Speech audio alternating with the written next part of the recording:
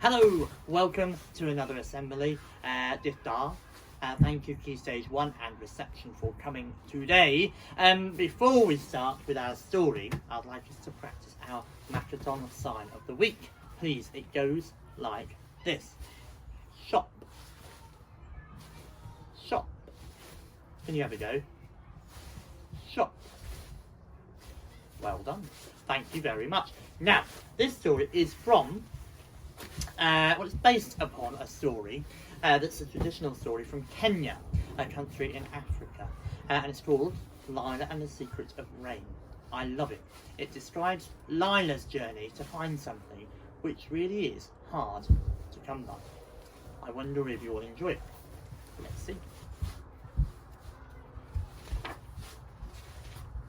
For weeks and weeks, the sun beat down on the Kenyan village where Lila lived. It was very hot, so hot that Lila, her mama and brother and all the other villagers stayed in their houses to keep away from the burning sun. It was too hot to gather firewood, too hot to weed the village garden, and even too hot to milk the cow.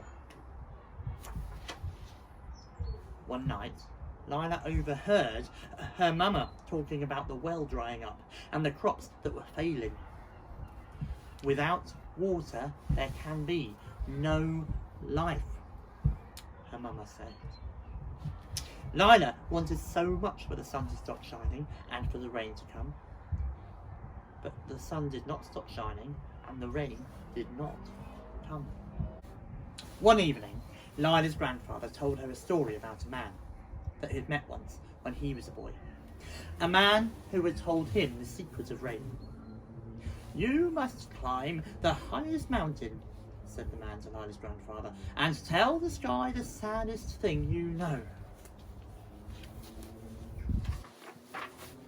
Lila listened very carefully to what her grandfather said. The following morning, when the sun was still asleep, Lila left the village and set off to find the highest mountain she could. Lila walked and walked and walked, and at last she found herself at the foot of a tall mountain. Lila began to climb higher and higher and higher. When Lila reached the top of the mountain, she began to tell the sky the saddest things she knew. First, she told of the time her brother cut his leg whilst chasing a chicken in the village. Then she told of the time she burnt her fingers while helping her mama to cook. On and on Lila went, telling the sky the saddest things she knew. At the end of each one, she looked to the sky for a sign of rain. But the sky remained blue and the sun still shone very brightly. Lila began to cry. "What can I do?" she said to the sky. "It's too hot to collect firewood, too hot to weed the village garden, and too hot to milk the cow. The well is dry and the crops are failing. Without crops there'll be no food. Without food, the people in the village will become sick. And without water, there can be no life."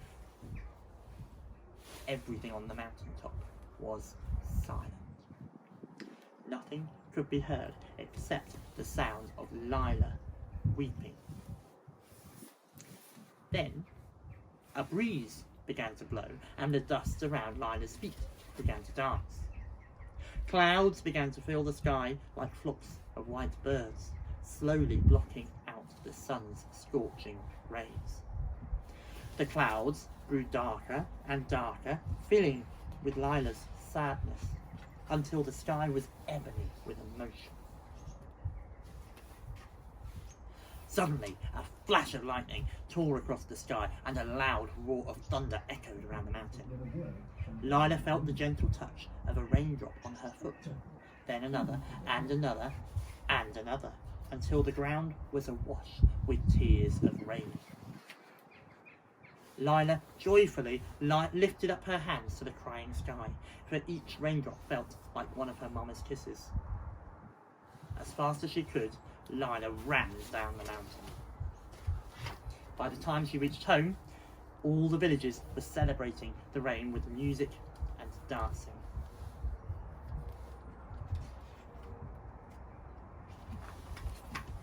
Lila's mama was very relieved to see her home again, safe and sound.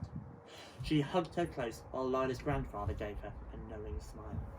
For only Lila and her grandfather knew that she had saved the village with the secret of rain.